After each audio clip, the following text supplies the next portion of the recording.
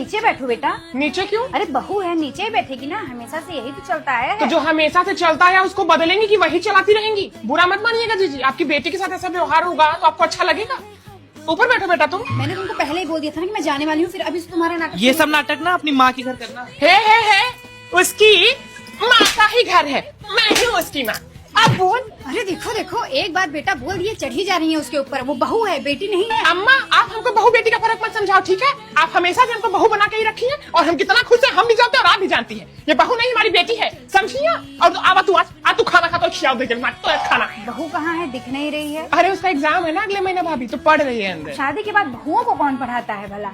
तो नहीं पढ़ाता तो पढ़ाना चाहिए अगर बहू का मन है तो। हम तो कुछ कर नहीं पाए, भला वो ही कुछ कर ले। मम्मी जी, बुआ जी कह रही थी कि इनके घर की बहू 8-8 बजे तक सोई रहती है। जब बुआ जी कुछ कहें बेटा तो कान में उंगली डाल लिया करो। बुआ जी को पूरे घर में तुम्हारे पापा जी को छोड़ के और कोई सीरियसली नहीं लेता, ठीक है?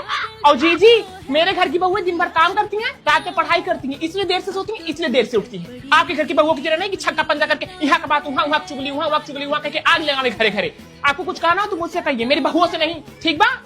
हरी जयू। अरे वाह, साड़ी में देखो कितनी अच्छी लग रही है। थैंक यू मम्मी जी। लेकिन इसका मतलब नहीं कि मम्मी जी अच्छी बोल दी है तो उनको साड़ी पहन पहन के खुश करती रहो। मम्मी जी साड़ी से खुश नहीं होंगी, तुम जिसमें कंफर्टेबल हो वो पहनो, मम्मी जी उससे खुश होंगी, ठीक है? अब पहन ही लियो तो फोटो भेज देना खींच के, स्टेटस लगाओ।